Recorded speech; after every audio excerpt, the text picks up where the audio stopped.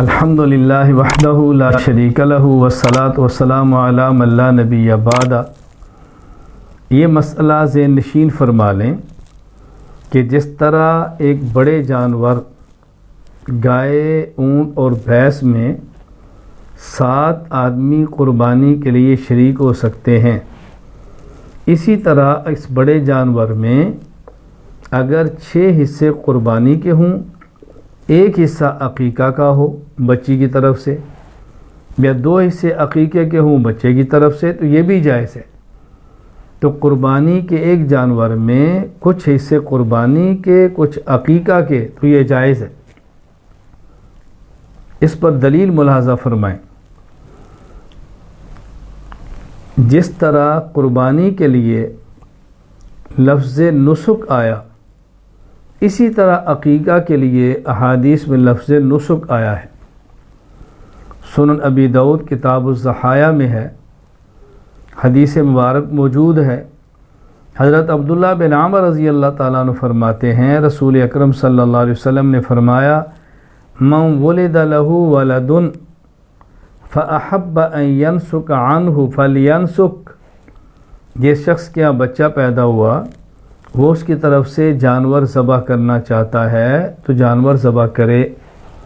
تو یہاں جانور کے لیے، عقیقے کے جانور کے ذبح کرنے کے لیے لفظ آیا فَلْيَنْسُكْ۔ اور سنن ابی داؤد باب ما یجوز من السن فی الضحایا میں حدیث پاک موجود ہے۔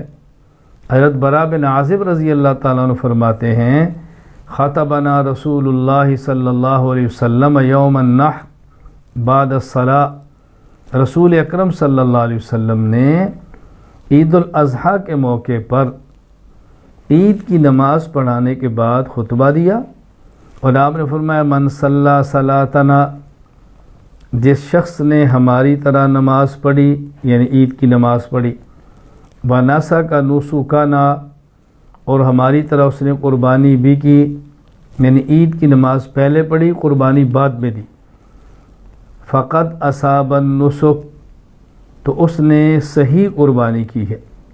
وَمَن نَسَكَ قَبْلَ الصَّلَاةِ فَتِلْكَ شَاةُ اللَّحْمٍ، اور جس نے عید کی نماز سے پہلے قربانی کر لی تو اس پر عید کی نماز واجب تھی، لیکن قربانی پہلے کر لی تو وہ قربانی نہیں ہے، ایک بکری کا گوشت ہے جو انہیں ذبح کیا اور کھا لیں گے۔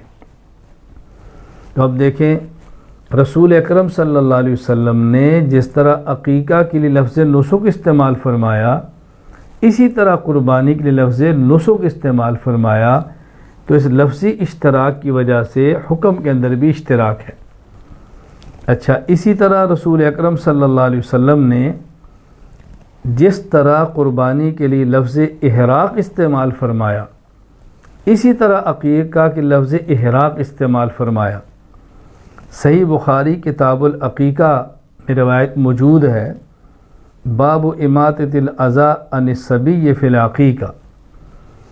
حضرت سلمان بن عامر رضی اللہ تعالیٰ عنہ فرماتے ہیں، رسول اکرم صلی اللہ علیہ وسلم کو میں نے فرماتے ہوئے سنا، آپ نے فرمایا، مال غلام عقیقۃ فاحریقوا عنہ دم وامیتوا عنہ الاذی۔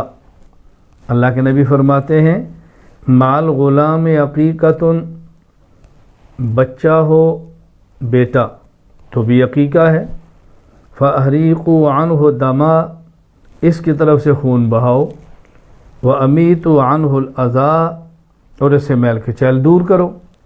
تو یہاں رسول اکرم صلی اللہ علیہ وسلم نے عقیقہ کے لیے جانور کو ذبح کرنا، اس کے لیے لفظ استعمال فرمایا احریقوا عنہ دما۔ اسی طرح جامع ترمذی ابواب الاضاحی باب ما جاء فی فضل الاضحیہ، حدیث مبارک موجود ہے، رسول اکرم صلی اللہ علیہ وسلم کی ام المومنین امی عائشہ رضی اللہ تعالیٰ عنہ فرماتی ہیں، رسول اکرم صلی اللہ علیہ وسلم فرمایا، ما عمل آدمی من عمل یوم النحر احب الی اللہ من احراق الدم۔ اللہ اکبر، کہ یوم النحر قربانی کے دن انسان کے اعمال میں سے اللہ کو سب سے محبوب عمل وہ احراق الدم ہے، تو قربانی کی جانور کو ذبح کرنے کے لیے لفظ استعمال کی احراق الدم، تو قربانی کے لیے بھی احراق الدم، عقیقہ کے لیے بھی احراق الدم، اس لفظی اشتراک کی وجہ سے ان کے حکم کے اندر بھی اشتراک ہے۔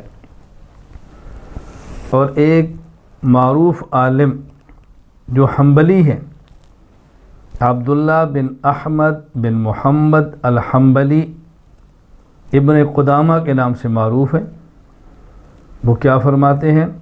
وَالْأَشْبَهُ قِيَاسُهَا عَلَى الْأُضْحِيَّةِ، فرماتے ہیں کہ عقیقہ کو قربانی پر قیاس کیا جائے، لِأَنَّهَا نَسِيكَةٌ مَشْرُوعَةٌ غَيْرُ وَاجِبَةٍ لِأَنَّهَا نَسِيكَةٌ مَشْرُوعَةٌ غَيْرُ وَاجِبَةٍ، اس لیے کہ عقیقہ بھی ایک قربانی ہے جو شریعت سے ثابت ہے لیکن واجب نہیں، یعنی قربانی بھی ہے اور شریعت سے ثابت بھی ہے۔ فرق کیا ہے؟ عید الاضحیٰ کی قربانی واجب ہے اور عقیقہ واجب نہیں ہے، لیکن ہیں دونوں قربانیاں۔